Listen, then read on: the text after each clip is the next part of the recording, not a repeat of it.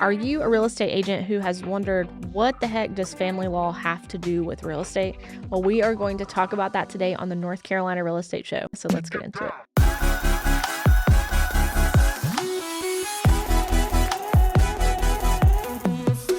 If you've seen any of our videos on Instagram, then we will be talking about something that Ryan likes to call spousal privilege. Spousal privilege. It's what everybody needs in their life. They just need a little spousal privilege. And let me just clarify, that's not what it's called. It's called, do you remember? Marital status. Keep trying, you'll get there. Marital interest. I think really that's what this whole thing revolves around. So Ryan, do you remember what marital interest is? It's when you're married, both spouses have equal share. Kind of. That's no, but your head is in the right place. So marital interest, it actually arises out of the right to inherit from your spouse's estate. So a marital interest in the property simply means that, okay, if you are married and you own property, your spouse has an interest in the property, whether they were on the deed or not. So it may not be equal because that right comes out of the right to share in the estate. So it may not be 50-50. We're not going to speculate about what would happen in equitable distribution if you got divorced, but you cannot convey away the property without your spouse joining in and giving up their interest in the property as well. Like, oh, here's an example. It just happened last week. At the closing table, we have a seller who at the time going under contract was single. So he was the only person that needed to sign on the property. While being under contract, he got married. So at the closing table, we're going over all the documents. And he goes, oh yeah, I am married now. And I was like, oh. And I'm like, congratulations, that's wonderful. Please tell me she's not in Sweden. Thankfully, this person was cool about it. That doesn't always happen. Be cool. Just be cool. Yeah. That's all that matters. Just be cool.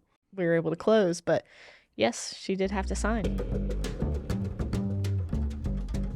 All the time, see it all the time over the last several years. I bought this property before I was married. She or he should not have to sign anything when I sell. Well, that may be true. Do you have a prenup? Do you have a postnup? Do you have a quitclaim deed that severed the marital interest? How do you get rid of the marital interest? Either by signing a document or by not being married.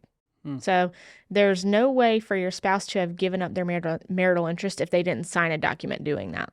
So with this, what are some of the things that could happen that would delay your closing or cause something not fun? Well, sometimes people aren't truthful with us about their marital status, and we may find it in the title search or may even find it at closing.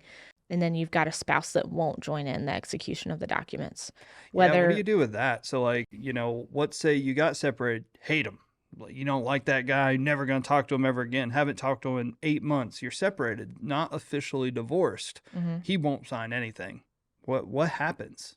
Well, depending on if you've got a separation agreement or, you've got the ability to force the spouse to sign through the use of the courts, assuming you don't have anything in place, then you could potentially be in breach of contract because you don't have the ability to convey clear title. Yeah, so just take a bad situation and make it worse. You've also had the situation, this one makes me laugh. You've had the situation where they haven't been married for years and years and years, like multiple 10, 15 years, but they actually don't have the legal documents in place. Oh, you mean like they broke up a while ago, but they never got divorced? Mm-hmm. Yeah. So what happens then? Well, sometimes those people have moved away and you can't track them down and you can't get their signature on anything. And I mean, it's the same thing. It's just maybe a little less animosity because you haven't, you're not actively hating the person, but now you got to track them down to get them to sign. So the end result is the same as if you can't get everybody that needs to sign, then you can't convey clear title to the property. Then you got a contract issue.